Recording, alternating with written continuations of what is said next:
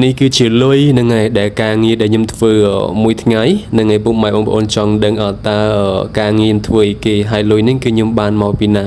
នឹងឯតោះឥឡូវចាំខ្ញុំប្រាប់ថាលុយនេះគឺខ្ញុំបានមកពីណានឹងឯឥឡូវនេះគឺខ្ញុំចាប់ផ្ដើមយកលុយនេះដាក់កាបូបនឹងហើយឥឡូវតើមើលទាំងអស់គ្នាតើលុយនឹងគឺបានប្រភពមកពីណានឹងហើយនេះលុយនឹងគឺបានប្រភពមកពីនឹងឯងហើយបងប្អូនចង់ដឹងតើគាត់កំពុងតែពូតអីគេនឹងហើយតោះឥឡូវកុំឲ្យវែងឆ្ងាយពេកប្រាប់ពុកម៉ែបងប្អូនបណ្ដោយទៅគាត់កំពុងតែពូតនឹងគឺជាមាសនឹងហើយគឺជាមាសគឺជាដុំមាសដែលកំពុងតែឡើងថ្លៃមែនទែនឥឡូវនឹងមាសកំពុងតែឡើងថ្លៃប៉ុន្តែឥឡូវនឹងគឺការរកមាសនឹងគឺអត់សូវបានទេគឺបានតិចទេហើយជាដំបូងហ្នឹងពេលដែលយើងធ្វើមាសមួយថ្ងៃហើយយើងធ្វើហើយគឺយើងអត់បានពូតទេអញ្ចឹងយើងយកមកពូតនៅកន្លែងឥឡូវរងចាំមើលតើមាសហ្នឹងពេលដែលពូតទៅគឺបានប៉ុណ្ណាហ្នឹងហើយឥឡូវហ្នឹងគឺគាត់ចាប់ផ្ដើម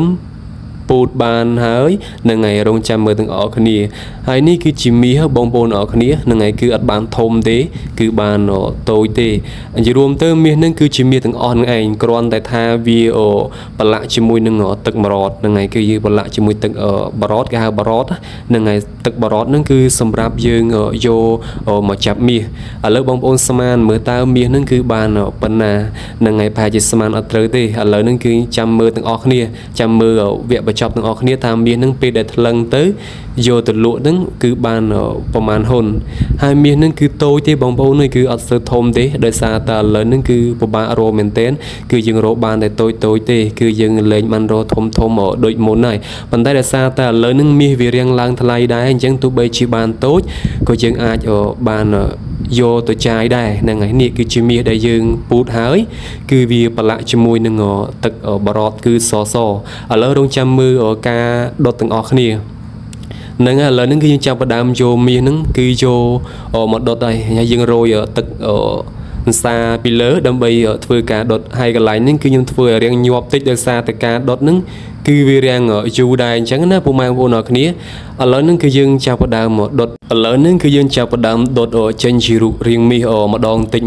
ហើយឥឡូវហ្នឹងយើងចាប់ផ្ដើមនេះមាសគឺចាប់ផ្ដើមរំលាយចូលគ្នាហើយពុកម៉ែបងប្អូនអរគ្នាហ្នឹងហើយឥឡូវយើងចាប់ផ្ដើមដុតហើយឥឡូវរងចាំមើលទាំងអស់គ្នានេះគឺជាលទ្ធផលហ្នឹងហើយមាសដែលយើងរកបានមួយថ្ងៃគឺយើងបានប៉ុណ្្នឹងឯងហើយនេះគឺជាមាសហើយមាសនេះគឺទឹក